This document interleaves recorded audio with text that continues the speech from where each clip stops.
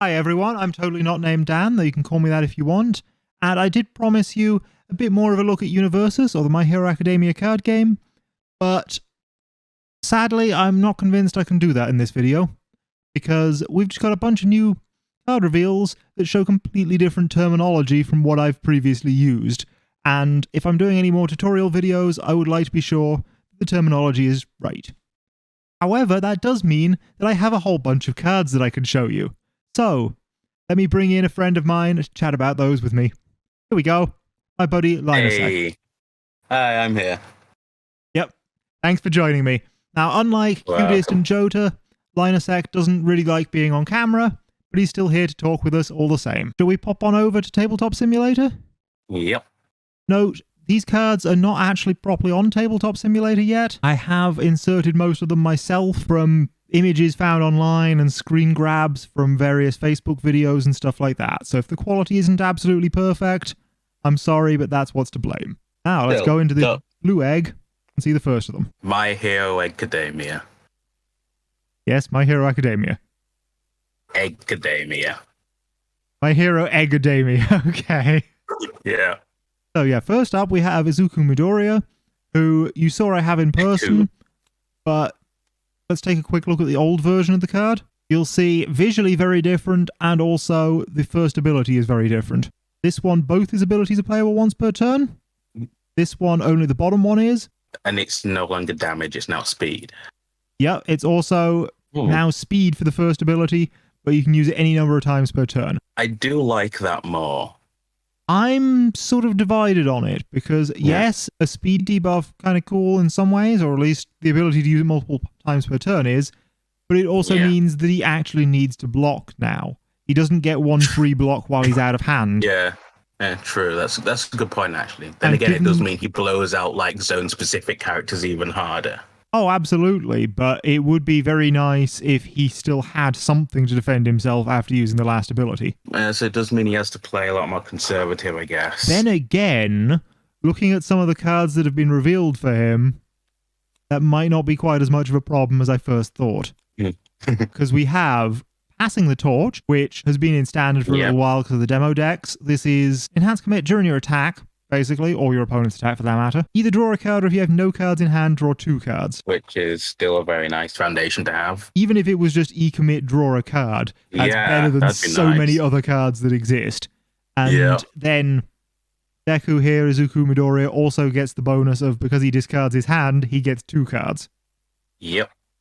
And it's worth noting, while this is a discard your hand, your punch gets plus 10 damage, the cost is just discard your hand, and then it looks at your attack and says, is this your punch attack? If not, it'll do nothing. So you can still discard your hand during your opponent's attack. Just to get like some free cycle. Yeah, just to get rid of your hand so you could draw more cards with Passing the Torch. It's a leads to some potential like discard pile shenanigans. Yeah.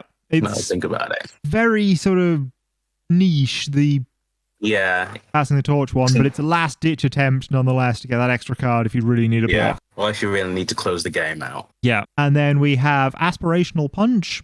Oh, no, that's not the one we're looking for. Future Charge, here we go. On 4 difficulty, 3 control, which I'll talk about what that means in a future video. And Enhance, draw 1 card for each copy of Future Charge in your card pool. I love cards like this, and I don't know why. Well, it's even better now, because we were playing with 59 cards plus character in Standard. But in My Hero Academia, it's 50 plus character, which is a significant decrease in deck size. So you'll be seeing Future Charge all the more often. I just really like cards that care about copies of themselves. But yeah, just fun to pull off. Because both are enhances, you can do them in either order you want. You could draw a bunch of cards and then discard them, or you could discard, then draw a bunch of cards, which is clearly the better option, but I don't know, shenanigans. There has to be some like card pool removal shenanigans to pull off with that, just to clean it out to like lower the progressive difficulty. Well, you need to keep the future charges there or you won't get the card draw. True, I mean like once you've gotten enough cards and the progressive difficulty is getting a bit out of hand. What I think might actually be the real shenanigans is give this multiple. Because if you use the multiple ability, every face down card that multiple generates is a copy of this attack. Oh no.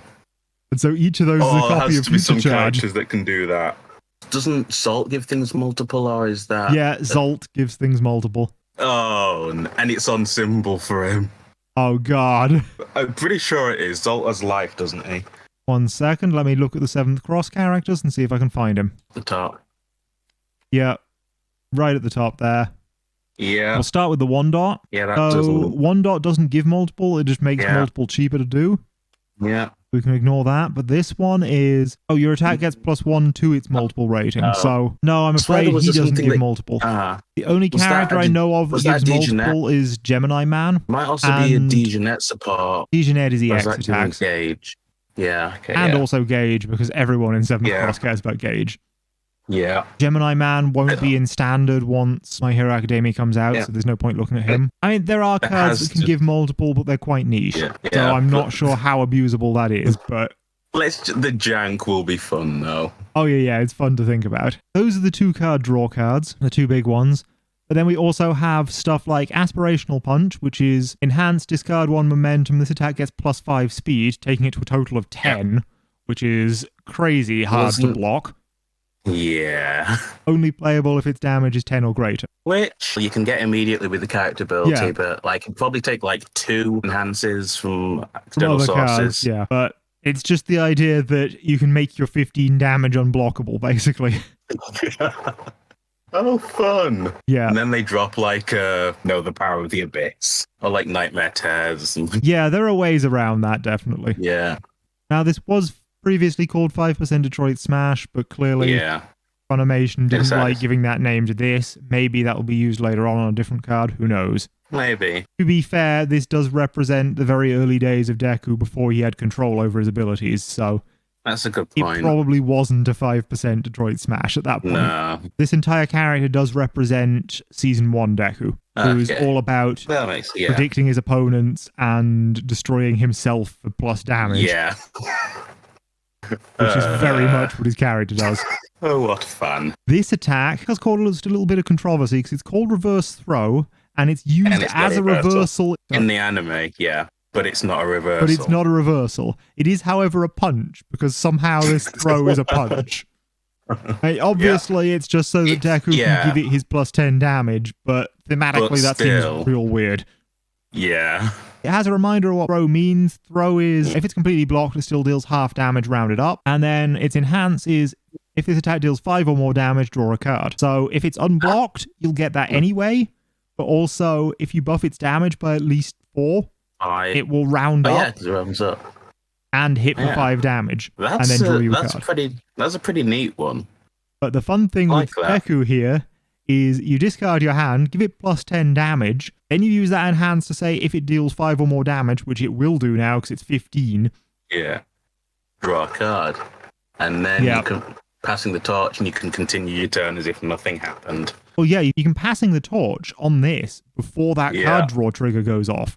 Yeah. So you get both the +1 from this and the +2 from passing the torch. So that is a really wild card for Deku, and it's even more crazy in one of our upcoming characters that we'll talk about then. Then we have Planning Ahead, which is Enhance Commit, name an attack zone. If your rival's next attack this turn matches the named zone, it gets -5 damage. So it's kind of like a mini version of his old effect. Yeah, it's very much half of his old effect on a 3 difficulty foundation, which does make it a little difficult to play, but I mean, it's still quite nice. Yeah. And it maybe definitely like a gets sideboard card. It gets round you potentially not having blocks. True. I do find it interesting that the character states what the attack zones are. You've got the little zone images. Doesn't. Yeah, the foundation assumes that you've seen this character, basically. I mean, it's not a completely unreasonable assumption. No, especially as this is probably going to be in the intro decks, the rival pack. That's actually worth noting. A lot of these say SE or similar for their rarity. XR, there we go, for extra rare. That's just what happens to be on these images. That's not reflective of what will actually be on the printed cards. Yeah, not finalized. Everything else is finalized, but not the rarity of them. I mean, these ones, they will come in both starter deck and extra rare versions, and the extra rares will have different foiling and only be found in the booster packs. That's what the extra rare is about. I don't know if I like this one. Yeah, they made a huge thing about self-sacrifice because it's a good way to get out of deadlock. When are you ever in deadlock? unless you've overextended playing too many foundations. Yeah. In a normal game of UniVersus or My Hero Academia CCG, you will not go above 10 foundations anyway, so destroying your foundations will not be a positive effect. And it's also a guy who's wants to ditch his hand, so it's probably going to be hitting deadlock even less. Yeah. Bakugo here has a destroy foundations effect that gives +2 damage. This gives -1 or +1, so it's significantly worse than Bakugo, and yeah, it's a 1 difficulty foundation, so that's nice. But it just feels like you're not getting your foundations worth. I mean, it often feels like you're not getting your foundations worth in Bakugo even, so Bakugo has a lot of effects on his foundations to make that a bit more worthwhile. So yeah, I'm not convinced on self-sacrifice, but I do like the other cards that we've seen. Yeah. And I did set aside a few cards from Standard to talk about. Now that Deku Templar really wants to block, Energy Charge is cool. Energy Charge is when you attempt to block with this, your opponent's attack gets -2 speed, and this card ignores progressive difficulty. So it doesn't, like that. It doesn't matter how many cards you have before it in your card pool, it will always be opponent's speed -1 on a mid block. That's nice. And then combine that with your choose an attack zone ability, -3 speed. You're blocking their speed -5 difficulty. And because it's a mid, it can block any zone, though it will, you will take half damage rounded up if you block a non-mid. Then we have still really nice. Templar, which has a special effect when you block with it, draws you 2 cards, gains you 2 vitality. I love this card. And it has Commit 1 foundation. After your punch attack deals damage, discard it and this card from your card pool, just to get rid of your progressive difficulty so you can play that one big attack more easily. Maybe play a few extra cards before you play that Aspirational Punch to try and deplete your opponent's blocks, if your opponent's stupid enough to block punches that you don't buff by 10 damage. Sometimes you have, sometimes. And if they're not, you can just poke them for a few turns, and if they don't block your non-buffed stuff, they're going to get real low on health. Anyway. Yeah. And then just hit him with throw. Yeah. Then here's a fun one. Airblade Thrust, or Airblade Crust, as my friends like to call it, because that T is really wonky. Yeah. Charge Punched Ranged Weapon, which makes absolutely no sense unless you've played Soul Calibur 6, but it's a lot more logical if you have. Face down cards don't count towards its progressive difficulty, so we were talking about potentially multipling. This will ignore multiples when you play it, which is nice. But more importantly, it's enhance if this attack deals damage, add it to your momentum. Which basically says, either you block this, or I get the cost I need to play Aspirational Punch's effect. Pretty nice. Yeah, you get momentum from attacks that deal damage anyway, but this card, you get that momentum immediately. This card leaves your card pool, so it doesn't count towards difficulty, and it means you can use it this turn.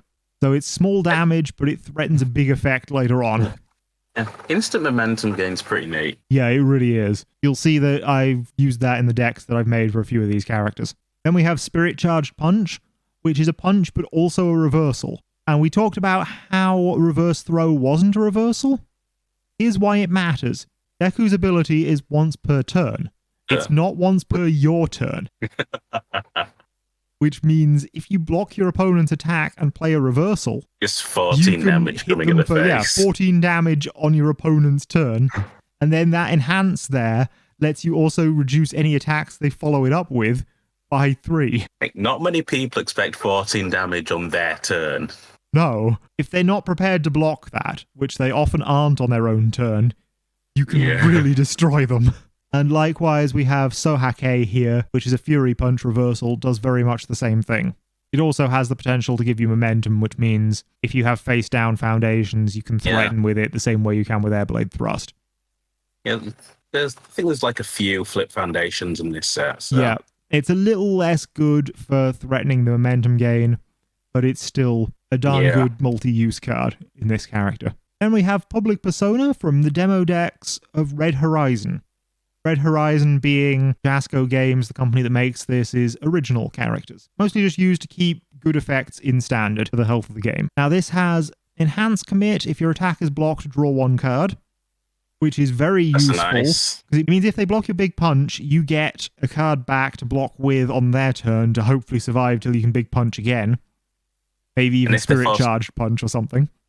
And if they're forced to partial block it, then you get the draw and they take the damage. Or at least half the damage, which is pretty neat. Yeah. Then you have this second Enhance. Enhance Destroy, so you lose this foundation. If your punch attack is blocked, draw 1 card, playable while committed. That playable while committed means you can commit it for the first one, then use this ability as well. This one only works on your punch attack, so it's even more specific to what Deku wants to do. But this gets you a second card. This 1 foundation turns into 2 cards if your attack fails. On small handers, that's going to be nasty. Yep, and it's a delayed trigger as well, so you can still passing the torch and that in the same attack. Ugh. So that is a really good card in Deku, though only on the good symbol. It doesn't share the other symbols with him. I haven't actually been paying attention to what each of these cards shares with him, but they all share at least 1. Then we have Valiant Assault. Interestingly, isn't a punch, but it does combo on a punch to draw 2 cards. So you do. And just draw 2 off of a 4. Difficulty attack is just really nice. Now, this is a reprint of the card that has changed text slightly. It's errated. Originally, this was a punch, which made it so much better in Deku, because he could discard his hand for the plus damage and then draw back up with it. Now he can't discard his hand to it because it's not a punch, which makes that draw a lot less useful for him, but it's still not worthless. Because it's drawing 2 cards. Yeah, drawing 2 cards is good anyway. Yeah. Then we have New Empress of Netherrealm. Flip, lose 3 vitality, draw a card, so just another nice way to draw a card. Or Voice of Reason and Mushroom Experimentation. Both do roughly the same thing, to use an ability which makes both players discard 1, draw 1, or discard 2, draw 2. Now the neat thing here is that because it's after the colon, that's part of the effect, the discard, not part of the cost. You do not have to have the cards to discard for this. So if you have no cards in hand, either because you've just discarded your hand or because it's your opponent's turn and you've used all your blocks, you can just draw back up and you make them discard in the process. But they don't go negative, but still, it could potentially kill some important combo pieces. Yeah, and the final one I wanted to talk about with Deku is Youthful Enthusiasm, which has after this card is discarded from your hand during the Enhanced Step effect. It gives plus speed, which we've talked about in Aspirational Punch, makes your attack significantly harder to block. Yes, because don't you just love a 15 damage, 12 speed coming at your face? Exactly. And you can't block with this because it doesn't have a block modifier. But what you can do is you can discard this and then draw back up during your opponent's turn to give their attack minus speed, so that if you draw a good block, you're more able to block with it. Or you can even not discard your entire hand and just use Voice of Reason to discard it. Oh, actually, you can't because they don't share symbols, but if they did, you could. Those are the nice cards I wanted to talk about that go with Deku. Next up, we have Bakugo. Unless you have any last thoughts on this character. Overall, I do like the change personally. I feel like it leads to a lot more balanced play style, but then again, some people probably like the much more explosive combo aspect and bigger payoff of the predictions. Yeah, and it made the predictions matter more. It worked better with his other effect, and it mirrored it very nicely. Yeah, true. I don't hate what he is now, but I think I preferred what he was before still. Fair enough. However, I will get used to this change. Yeah, it's not like a bad card in any way. It's just a matter of preference. Yeah. Akugo, as you can see, has changed quite a bit visually, though this is a little bit of a blurry image. Yeah. He hasn't, however, changed effect at all. After your blocked Fury attack resolves, so after it's dealt its damage and everything, if it was partially blocked, you can discard it from your card pool. And that's just a nice free ability as long as your character is ready. So that gets rid of difficulty quite nicely. Just keep punching. Well, keep furying. Deku's the punching guy. Yeah, I don't think Bakugo would like being compared. And then we have Enhanced Destroy 1 Foundation, your attack gets +2 damage. Which, as I mentioned a little earlier, feels a little weak, but if you've got foundations to spare, it is a nice way to buff all your attacks. It can still hit committed ones, so if you really want to go all in, you don't really lose too much on that turn. If you're going all in, it doesn't affect your ability to play that turn if you've committed foundations already, because you can't use the committed foundations anyway. Yeah. But it does affect your ability to do stuff on your following turn, so you've got to be sure you win that turn if you don't want to feel the downside of it. And that's a very Bakugo way to play. Yep. And then we have Blast Rush Turbo, formerly known as Double Barrage Ultra. This is Enhanced Discard 1 Momentum. This attack gets +1 damage for each Fury attack in your discard pile. And Enhance if you have discarded a card from your card pool this combat phase, so if your opponent's blocked your stuff or if you found a different way to discard, then this attack gets +1 speed and +3 damage, so it's a little harder to block. +3 damage isn't that big of a deal because you get so much damage off the first effect anyway, but maybe if you didn't have the momentum to discard, it will be. It's kind of fun because, like, if they block your Fury attacks, they leave the card pool, and the second effect goes off. If they don't block them, they stay in, and the first one goes off. So your opponent's got to wonder whether you have Blast Rush Turbo every time they think about blocking your attacks. Yeah, it's a nasty mix-up. Yeah, and this is the only card we have revealed as support for Bakugo right now. There were a whole bunch in the demo decks, but it's been talked about those changing quite a bit. So that's the extent of what we've seen for Bakugo, but here are some cards that I like to play with him. Wrath of the Raging Demon. It's a 1-check, which kind of sucks, and it's a 7 difficulty, which is crazy, but it's also Flash, which is, it has no enhanced steps and no abilities can be played during it. It's just a straight up 6 speed, 12 damage. As you do. So your opponent's taking a lot of damage if they don't block that. They're going to have a lot of difficulty blocking that, and if they do succeed in blocking it, you get it out your card pool, it stops the next thing from being more difficult. Then just play another one. So it's basically just poke your opponent for 12 damage, which is absurd. Poking someone for 12 is the equivalent of, like, knocking on the door with a tank. Then we have Undying Rage, which is a 3 difficulty, which is not great, but it's also a 6 check, which is nice. And this is unique, so you don't want to run 4 copies of it, because you will see more than one if that happens. But upside, it does still have a block modifier, so it's not a dead card in hand. Well, it's also not a dead card on field, because it has E-commit if the top card of your discard pile has Desperation or Fury, add it to your hand, which means any time you've checked a Fury attack, you can just pick it up to either use or block with. Every time a Fury attack's blocked and discarded from your card pool. No, you can't pick it back up on the next attack because you'll check and cover it. Good point, actually. But even so, you can have some fun with that. Yeah. It also has discard 1 momentum, gain 2 vitality, playable while committed.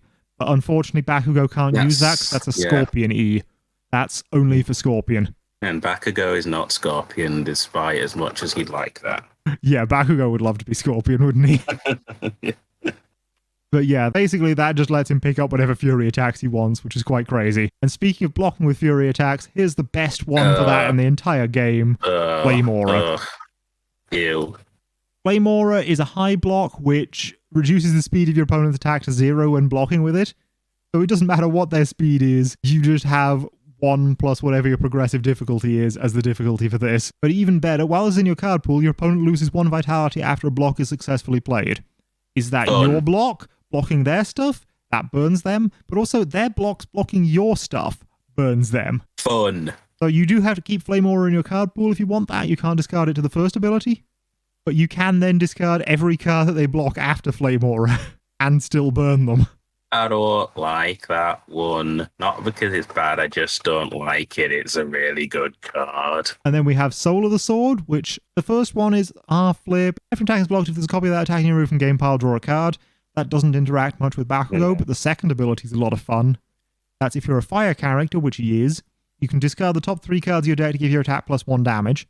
That's +1 damage on all your attacks, and it puts 3 cards in your discard pile at the same time, so you can choose what order they go there, and then Undying Rage can pick up the top one if it's Fury.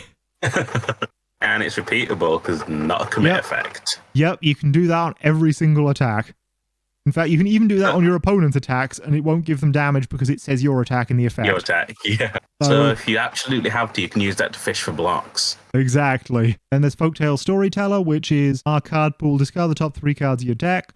So again, nice, useful effect there. After you play this card, if you have 2 or more foundations, add this card to your staging area. Oh, I like that. A note, that's even after you play it as a block. Oh. So you can block with this, stick 3 cards into your discard pile, and then fish one of them with Undying Rage. But also, it's nice to have an extra foundation that doesn't clog your card pool that you can use immediately during turns after the first turn, when you're wanting to play attacks. Second D is probably not going to see that much use, but still. Choose 1 card in your discard pile and shuffle it into your deck.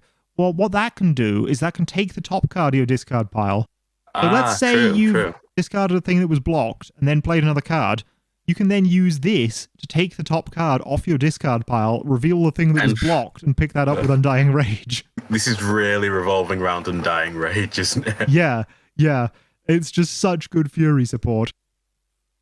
And then we have Wishing Ward, which again, E-flip, discard the top 3 cards of your deck, your opponent discards 1 momentum. You can do that even if your opponent doesn't have momentum, just to discard stuff, and The nice thing about the flip is that you can still use the foundation to commit to past checks and stuff. You just can't use it for the effect anymore. It just goes as to a face down blank foundation. And then once you've committed it, you've got all the use out of it you can. You can destroy it to Bakugo's effect. Wait a minute, is Bakugo on symbol for Soul Edge? Yes, he's on symbol for Soul Edge. So I don't think he needs any more block punish. And we'll talk about what Soul Edge does a bit later because it's good for some of the other characters we've seen. This does also have, after it leaves your hand due to your opponent's effect, you can draw cards equal to the number of characters in your staging area, or your stage as it's now known. It replaces itself when your opponent makes you discard it, but that's not a huge deal here. It's just the second effect you're playing it for, really. And in fact, just the cost of the second effect you're playing it for, really, which is absurd. Then we have Psycho Energy, which lets you make a 5 check every single time your opponent plays an enhance ability. And if you pass the check, they also discard the top card of the deck, but regardless, it puts cards in your discard pile for Undying Rage. And then you can enhance and destroy this to destroy one of your opponent's foundations if that's a copy of the top card of their discard pile. So that's what the second part of that effect's useful for. And then we get to these guys. Yeah. If you're filling your discard pile anyway, and they're on symbol, you might as well run Big Shot, Punch, and Judy. Punch picks up Judy, Judy picks up Punch. Judy gives +3 or -3 speed when she does so. Punch gives +3 or -3 damage when he does so. Then they both remove from game, but you can play 4 of each of these in one attack if you need to for +12, +12. So good, but I hate them so much. And defensively, one is a really good high block that picks up a low block, and the other one's a really good low block that picks up a high block. So they're really good for defense as well, even before you start using their effects for defense. They're just ridiculously good cards, especially as they also check a 6. That just makes it worse. They're not foundations, so they don't help you play cards. They're not attacks, so they don't help you deal damage directly, but they do actually buff your attacks, so they will help there. But yeah, they're just really good cards. They are. Then we got Bowflame, which again, discard top 4 cards of your deck. If you discard an attack this way, draw 1 card in your next check to play a card gets +1, so has the nice effect of... Undying Rage. Basically, it counters its own... Yep, Undying Rage also counters its own progressive difficulty, though, basically, with that effect. And if you discard it from the card pool, you're getting -1 to progressive difficulty, essentially. And then Unwittingly Evil, if you just want to burn somebody a bit more. First one, you discard 1 momentum, your opponent's block modifier to block this attack gets +2. So basically +2 speed. Yes, +2 speed, but +2 speed that can't be ignored by something like Flame Aura, because it affects the block modifier, not the speed. And also, R-Flip, after your opponent plays a card, they lose vitality equal to the combined keyword ratings printed on that card. Sometimes this will be completely irrelevant. Other times this will hit them for something like 8 vitality or health that is now called loss. Yeah. Oh, yeah, especially some like the big desperation cards. Yeah, so you do a lot of health loss to your opponent that way. And given the amount of damage they'll be taking from things like Wrath of the Raging Demon, the pings from Flame Aura, the ridiculous buff that Blast Rush Turbo gives itself, that might be all you need to kill. It's kind of like a doomed if you do, doomed if you don't kind of deal. And so all of this revolves around Undying Rage a little more than it revolves around Bakugo, but Bakugo really wants to play those Fury attacks. And we'll see what Bakugo actually wants to do, even more than that with his second ability, when they reveal some more of his cards, because I'm sure they'll keep that gimmick to his character that they had in the demo decks. Yeah. I just don't want to talk about it right now, because the cards are going to change. They'll keep the same gimmick, they just won't have the same exact effects. Yeah, fair enough. Then we have an entirely new character revealed, Almight.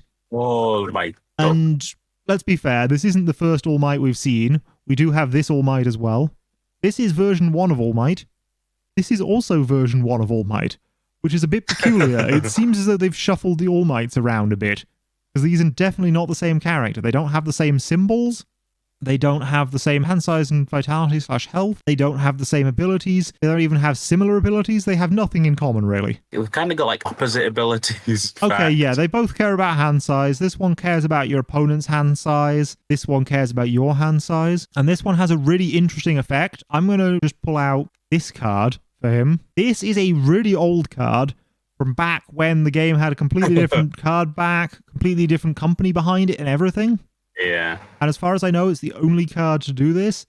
This is F commit, your hand size is permanently reduced by 1 and your maximum vitality increased by 3. So trades hand size for health.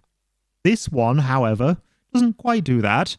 This one trades hand size for cards. You start your first turn with 5 cards, and you go, "Ooh, I don't like this hand. Let's have 3 more, see if I can get some more foundations." Yes, let's be a 30 vitality 8-hander. Yeah, so he goes up to an 8-hander for his first turn, but then on his next turn, he only draws back up to 4. Then he's a 7. And then, of course, he can use the ability again and become a 7-hander, yeah. But the way I like to play him is try and get good foundations on your first turn. Just hope you're lucky, mulligan if you have to, so that you can play the first turn without using the ability so that you can be an 8-hander on your first attack turn. Which is unpleasant to be on the receiving end of. Yep. Especially with his second ability, which is Enhanced Commit, your Fury or Punch attack gains powerful X, where X is the number of cards in your hand. And then he punches you really, really hard. So Powerful X is discard 1 or more momentum. This attack gets plus X damage for each momentum used to pay the cost of this ability. Reminds me of, isn't it, I Shall Save Humanity? Adds an asset in, and then if you commit 2 assets, this attack gains Powerful 10. Powerful 10, which is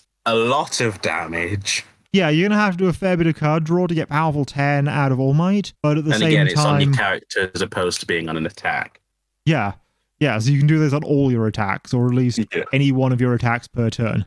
Which means you can combine it with some fun other effects, like, say, Reverse Throw, which is a punch throw, and therefore, if you give this throw powerful, half that damage is guaranteed, or at least practically guaranteed. Trying to think about what cards you have that make stuff unblockable. Well, we'll talk about that in a second, but before that, here's Missouri Smash. So this is a 3-speed high for 5 damage, 4 difficulty. Its stats are alright. But what's cool about it is if it deals damage, you build your next foundation you play face up. Interesting that it's specifying face up because building hasn't done that in the past, but that's basically, you play a foundation and it just goes straight down immediately to be used immediately. Wait, do you have to check for it still? Yeah, you still have to check for it, but I mean, you play one attack and then a foundation. Your foundation's still pretty much guaranteed unless it's a 3 difficulty. And then you have Enhance. If a punch attack has dealt damage this turn, draw a card. That's only going to work if it's not your first attack, but even so, it's just a nice way to replace itself, to keep your hand size up. I don't think this is the most amazing attack ever, but that top ability is quite nice. It's still a nice card. Especially as that top ability potentially builds Passing the Torch to get your card draw. Oh, so that's potential shenanigans. There are a few other cards I looked at that I was thinking might work with it, but other things we have are Airblade Thrust to get that momentum early on. Which is especially good. Because Almight really wants that momentum on his second turn if he can, and My Hero Academia rules don't let you attack on the first, so you really want a way to get that momentum right away on your second turn. This is actually the best way of doing it. Fatality from Mortal Kombat. You'll see it doesn't share any symbols with Almight. It only has the Infinity symbol, but Infinity counts as every symbol, so it still works. Yeah, you can run this card. Yeah. And this is a weird attack that can't possibly deal damage. But it can win you the game. But it can win you the game if you play 2 of them and you're under very specific conditions. Yeah.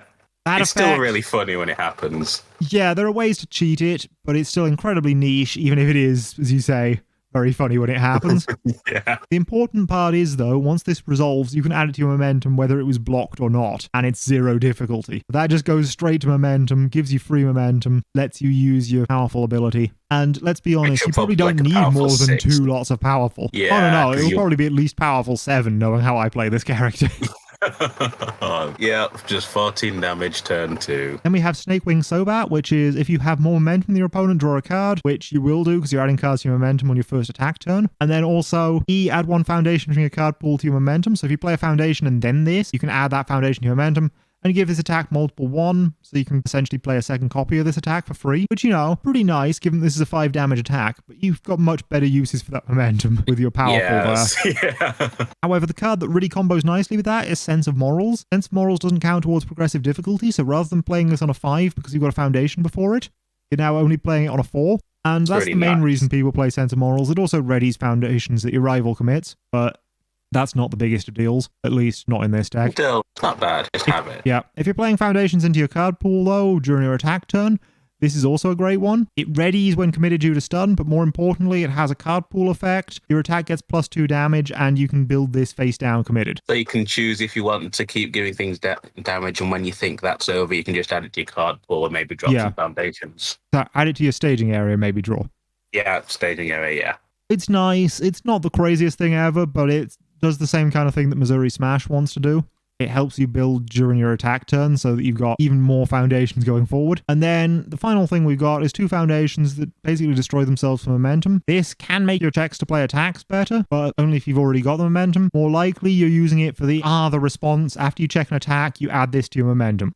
So it's just free momentum yet again. And then prior to the Shiryu is E-flip, discard top card of your deck. If the discarded card was a combo attack, this attack gets +3 or -3 speed. So that's if it hits fatality or something like that. But then also it has add the discarded card to your momentum at the end of that. And which I believe doesn't need the combo. yeah, so add the discarded card to your momentum is a separate effect from the if the discarded card was a combo attack effect. So it doesn't matter whether the card was a combo attack, you get that free momentum. And this one's actually only for flipping the card. So yeah, it's a 3 difficulty foundation, so not ideal in this deck, but you don't lose the foundation. You only lose the ability to use the foundation's effect. So in that respect, it's better than Bug Zapper. True. And yeah, that's how I like to play All Might. Just all the momentum gain, all the card draw. Yeah, Unga Bunga, and finish your opponent off with reverse throw for like 40 damage. just like leaving a crater in the air. I mean, that's what All Might does, right? It's very in character.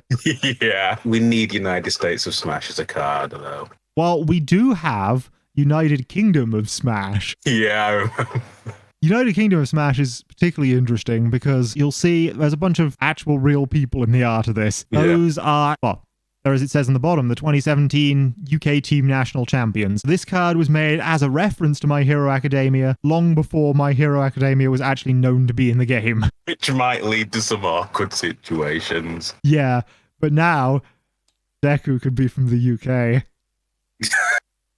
And as somebody who also is from the UK, I just kind of love that. Just imagine Deku with a Scottish accent now.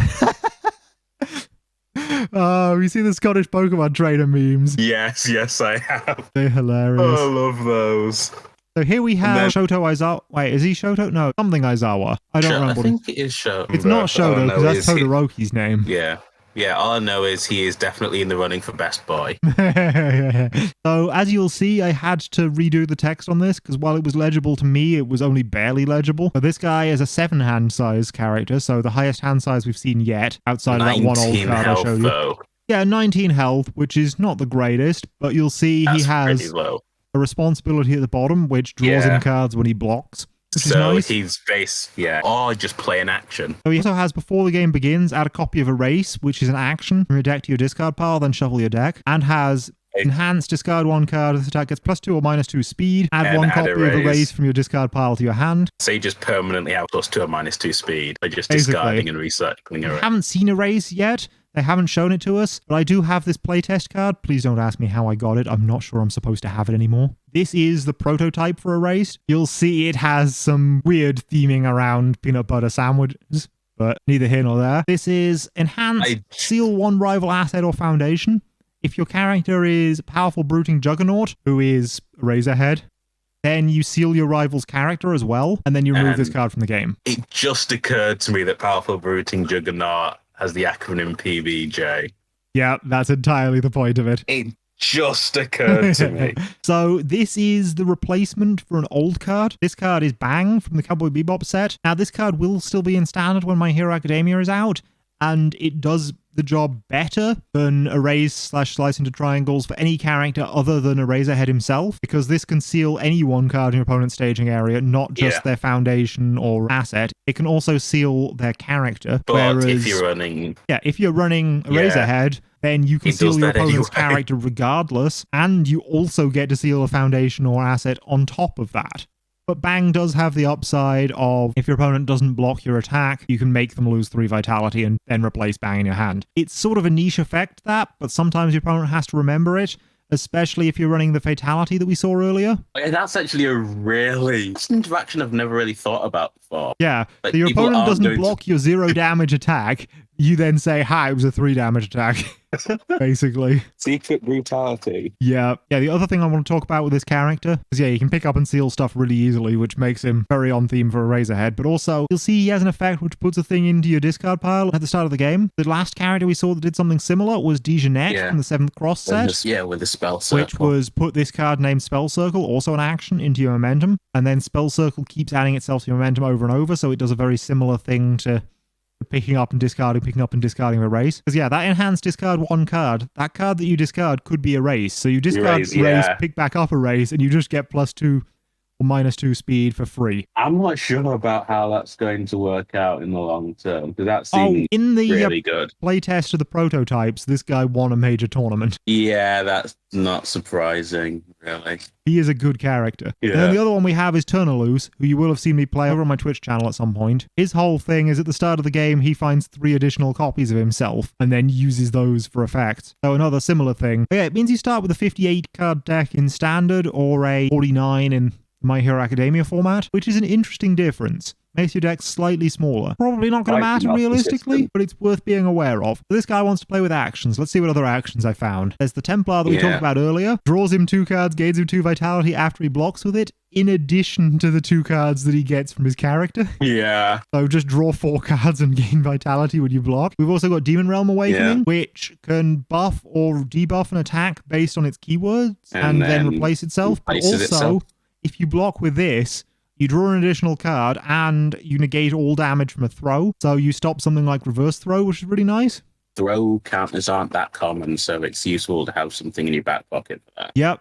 And also it has that draw a card, then draw 2 cards off the character. So it interacts with the character absurdly. Yeah. Still. And likewise, we've got Prepare to Fight, which has Breaker 1, which makes your opponent's next thing that they play 1 more difficult. And again, if you partially block an attack, that attack deals 0 damage, regardless of whether that attack's a throw or what. Just, you have to partially block it. You can't fully block a throw and not take damage with this, which is a bit weird. It'd be worse at blocking to take less damage. Yeah, but also it has, if you block a multiple, all the multiple copies are discarded.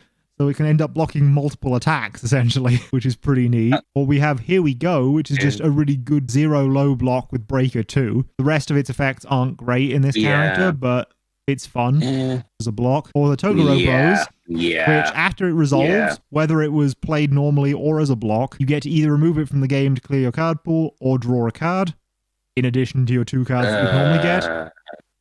And this just says, after your opponent uses their asset or foundation, you just say no and destroy it. As you do. Which is kind of ridiculous on a 1 difficulty with that broad of a trigger. But it's only a 4 check. Yeah. As though that's a problem. Especially when you're running all these blue cards that check 4 or above, so you're not running nearly as many attacks as another character. You've got Throw It Down, doesn't count towards progressive, which is nice. Basically just the same sort of thing as removing it from the game with Toguro Bros, but potentially pick that card up and use it again. And big shots. Yeah, big shots. I talked before about how basically each one blocks both high and low because they can pick up the other one. So they're really good so blocks. Many cards in your hand. And then Let's Cut Loose doesn't block, but what it does do is pick up a foundation and draw you a card. Your character then draws you another 2 cards. You've just fished up 4 different cards to potentially block with. It's gone +3 for no reason. Yeah, and one of those is a card that you chose from your discard pile, any foundation. You can also use this to build a foundation down, but that's not the main use of it. Nah. So those are all the ridiculous actions that this guy could play. But then we have Evil Bow, which I chose partially because you can destroy a foundation to seal your opponent's character, which means you don't have to use your erased/slice into triangles to do that anymore. You've got another way of doing that as well that doesn't remove that from the game. And you can remove any card in your hand from the game when you check this, to add any one other card from your discard pile to your hand. So you can pick up anything you like with it. Yeah. So any one of these actions that you want to block with, for example. And then let's say you do block. Here's Voice from the Abyss. It's a very difficult reversal, but it's a reversal. And you can discard 1 momentum to seal all non-character cards, which is absurd. Or if it's your opponent's turn, you can just seal their character and basically turn them off for the entire rest of their turn. Just stop. Sealing, if I haven't said, being just make everything blank. Absolutely ridiculous stuff this guy can do. As for what his attack does, he has only 1 attack revealed called Gutterpunk Elbow. It's a slam 3/5. Those stats might change slightly, but they probably won't. And it has 2 effects, but we don't know what they are because when it was revealed, they put these black sensor boxes over them. Maybe that is the effect because he's a Razorhead. I would love it if his effect was just, this has censored abilities. It is basically sealed. Maybe if you find the right effect, you can scratch off the scratch card censorships or something. I love the idea that the card is just a scratch card and you need a specific card to be able to do it. You know, They that was all a have silver different board in Magic the effects. Gathering effect that they had planned for a know. while. They never actually Did they did it, do that? sadly, but that was in the works. And they just want every single one to be slightly different. Oh yeah, they had multiple copies of the same card with a random selection of effects, which they then actually did use as an effect for things in the future, but they had, I think, 4 different versions of several cards that had vaguely related effects, but were quite different. Yeah. Anyway, our next character, because we've all already agreed that Eraserhead is just busted, Yeah. is Tomura Shigaraki. This card's so mean. Yeah, this card's not going to be the turn 2 kill monster that a lot of characters are, both in standard and potentially in this if they get a good draw. But what this character is going to be is he's going to be constant vitality, or health as it's now called, loss for your opponent, and just sort of slowly take away their foundations so that they can't be the turn kill monster either. Such a mean card. His first effect is a once per turn response. After your non-throw attack deals damage, your rival loses 5 health, which is really good with a few select cards, like, say, Redemption, which says if it's completely blocked, it still deals 1 damage without being a throw. Or the Death Seal of the Apocalypse, which does the same thing, but you don't have to use the ability. And this has, if it deals damage, your opponent commits 2 foundations, just to shut them down even more. Yeah. And then the second part of this is a response commit. After you completely block an attack, your rival destroys 1 ready foundation. So not one of the foundations that they committed to that, but if they attack you on that and you manage to block it properly, you then get to reduce their ability to continue to attack you. Wait a minute, is he on symbol for Spirit Shotgun? Yes, he shares death with Spirit Shotgun. So That I didn't could also be. pick up Spirit Shotgun, but yeah, Spirit Shotgun is a bit shenanigansy in its own right. It's a throw card without having throw. Yeah, it has the text of throw, but it doesn't have the keyword of throw. So it interacts with things that can't interact with throw because that would be broken, even though it is broken still. Now, this card cares about how many symbols all the cards in your card pool share with your character, and it only shares 1 with him. So in other respects, it's not great for him. But yeah, it's guaranteed damage, and then every time you deal that guaranteed damage, you just say -5 health opponent. I didn't find any good reversals for this character, but if any get printed in the set, he will also have the ability to use that ability on his opponent's turn. And to basically just say to them, you have to block this reversal or you're taking a lot of damage. And if they do block the reversal, oh look, that's a card in their card pool, their turn gets more difficult. Now, the downside to that is if you commit your character with the second effect, you can't use the first effect on your reversal. That's true. But that is the one downside to doing that. It is like Guardian Slasher, not that great, but it can put some pressure on them. Yeah, but the problem with Guardian Slasher is it's a 1 check, I think. Yeah. And it's not worth the 1 check, even if it is good. But yeah, that's how this character works. He's kind of silly. Yeah. And then we also have, say, Forged from Soul Edge, which says, A, if you partially block a weapon with this, it deals no damage, which is nice. But also, if this is the only attack in your card pool, so if it's your first attack of the turn, it gets +2 damage, and if it's completely blocked by a weapon, it still deals 2. Which isn't guaranteed damage, because your opponent can just block it with a non-weapon, but there are a lot of weapons in the game at the moment, so it's still a big deal. It basically says if they block with something like 1/3 of the attacks in the game, they don't fully block you, and so Higuraki's effect still goes off. Everything has +5 damage to start with. Nothing is safe to be let through. Only 1 thing per turn has that, but that's why with this guy you just keep poking. You never go for an attack turn, you just slowly wear your opponent down, while also destroying their stuff enough that they can't kill you. We do also have counters to that though, like this one, which is E-commit if this attack is blocked and deals no damage, unless your opponent discards a card to cancel the effect. There are a few other things like, say, Pretending Yukino, which makes you discard a momentum when you block with this to take no damage. They're just stall cards. Well, those are specifically cards that will stop these cards, so there is still an answer to this guaranteed damage. It's not actually completely guaranteed. One of the biggest answers to guaranteed damage is Omega Sword and Elk Shield, which actually still means that you take 1. But doesn't that still mean that the 5 will go through, though? Yes, with this, the 5 would still go through, so this does not work against Shigaraki, but it does work against a lot of other similar effects, like the throw effect, even. So he does deal with some of the counters to what he does, but not all of them.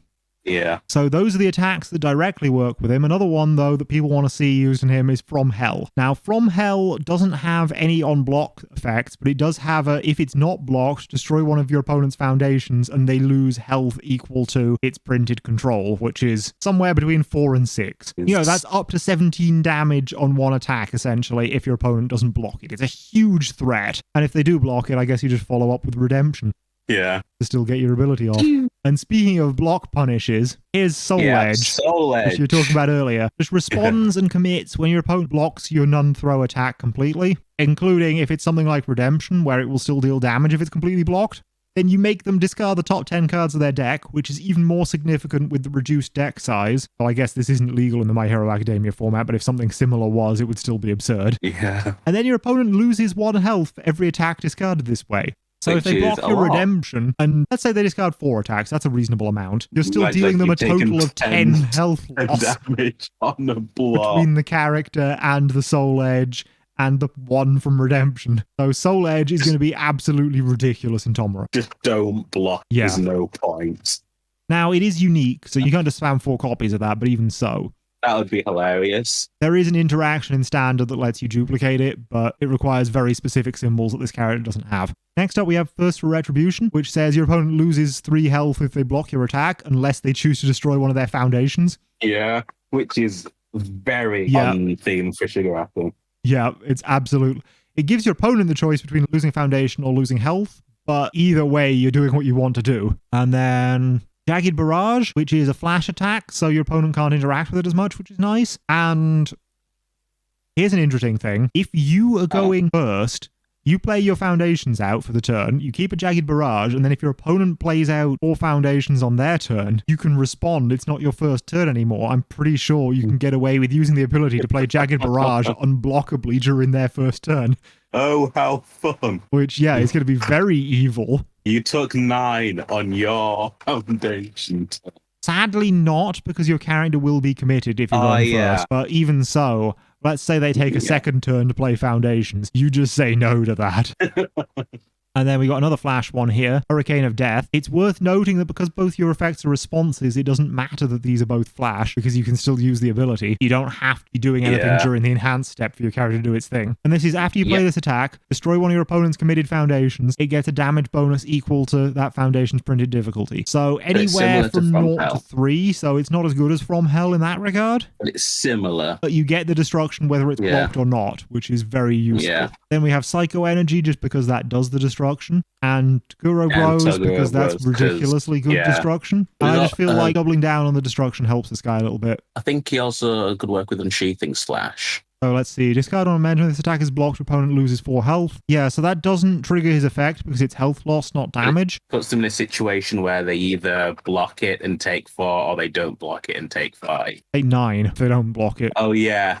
True. So yeah, it still interacts nicely with the character. And then his own attack is Enhance. If this is blocked, your next attack this turn gets +2 speed and +2 damage. So a disincentive to blocking it. And if it's completely blocked, it still deals 3 damage if your opponent is in deadlock, which is if they have 11 or more foundations. Is unlikely, but still possible. The reminder text says if they have more than 10 foundations, but there's no point where you're ever going to have a fractional foundation. So it's 11 or more, and that's a lot easier to understand. I'm waiting for the day they actually print a fractional foundation just to mess with you specifically. If they do, it'll probably be a staff card that's not allowed in tournaments. It'll still be funny. Every staff member has their own cards. So yeah, that's Corrosion Lunge, and because that's a deadlock effect, it's very rarely going to happen. It's not the best thing ever for Shigaraki, but it's still pretty good. And yeah, that's how Shigaraki's going to play. He's going to be very silly. Yeah. We're all going to enjoy him a lot. Well, the person playing him's going to enjoy him. The person on the other end is not. Yeah, we're all going to enjoy playing him a lot. We're not going to enjoy facing him so much. And speaking of annoying characters, here's Kuragiri. Yeah. He has Enhance once per turn. Look at the top and bottom card of your deck. You can add the bottom to the top if you want. That's just nice. You can fish for something. Yeah, either you can fish for something during your attack and use an attack that draws you cards, or you can just set up a good check for the next attack you're playing that turn. Oh, next lot. Yeah, he also has Response Commit. After your rival plays an attack, add it to the bottom card of their deck. Just put their attack on the bottom of their deck and then give them any attack from their discard pile. Note, giving them an attack from their discard pile is not a cost, so if there is no card in their discard pile, they don't get anything. Which is why you want to play this card here, Fatality, to remove cards in their discard pile from the game. And a Worthy Vessel does a very similar thing. It also has a buff or debuff if you lose Vitality, but that's neither here nor there. But you're also a really low Vitality character, so that's kind of risky. I wouldn't say really low, but quite low. You know, really low is there are characters that have 14 in this game. So yeah, that's that. We then also have Race Against Time, which is after an attack is played, remove it, and its owner may play an attack with the same printed difficulty. from their discard pile. So that's just a way of doing the same thing again. Just with slightly less agency over. Yeah, so you say no to their attack a bit more, and then Guardian's final duty is you can remove this and discard an attack. Any attack, so your opponent's attack, you just get rid of it. But you can only do this if you have more cards you remove from game pile than your opponent. So you do need to be removing some of your own stuff for that, potentially. Then we got things like Affliction, which just great for drawing cards during the middle of the attack, helping get that card that you put on top. Yeah. Black Death does the same. Or you can use New Empress of Netherrealm, though that will cost you 3 vitality if you do that. So only do that if you're sure you need that card to win. Yeah. And then Toguro Bros again, just because it's another way of saying no. And also it removes itself from the game, so it helps trigger Guardian's final duty. That's a good point, actually. So if you really need to, you can just discard a Momentum and remove 5 of your cards from your discard pile. So yeah, that's that guy, and he's going to be fun. He doesn't have any other cards from revealed yet, but this is Kuragiri for you. He's still very much a no character. Yeah, absolutely. And then there's one final card I want to mention, which is Plus Ultra. This, we're fairly sure, we're not completely certain, but we're fairly sure this will be a box topper. And this is, when you're attempting to block with this, reduce the speed of your opponent's attack to 0. So it's always going to be just 1 difficulty plus the progressive that you have going on. Yeah. And it's a mid zone, so it can block anything, though you will still take partial damage if it's not a mid. You can also use this as a first enhance to double the damage or speed of your attack, which can be quite useful, but the guy who really wants to buff his attacks like that is Almight, and he wants to keep the momentum, so... Hold on a minute, something occurred to me. There are cards that seal the next attack coming down, right? Not as far as I know. I think you have to actually seal the attack as it comes down. Like I was just thinking... But you can respond to the sealing attack and cancels seal flash, it. doesn't it? Yes, you can take away Flash from Wrath of the Raging Demon and then first enhance it with this. It's a very awkward 3-card combo if you're doing that, but if you do manage to do that, that's 24 damage. There are, however, cheaper and easier ways of doing that, which I guess I'll get to in a deck analysis soon.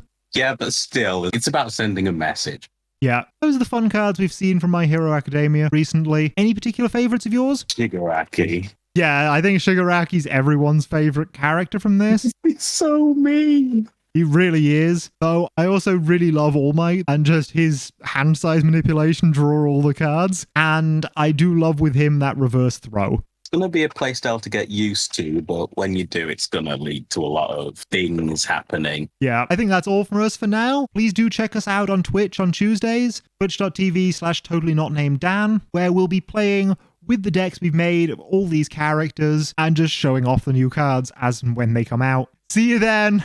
Adios.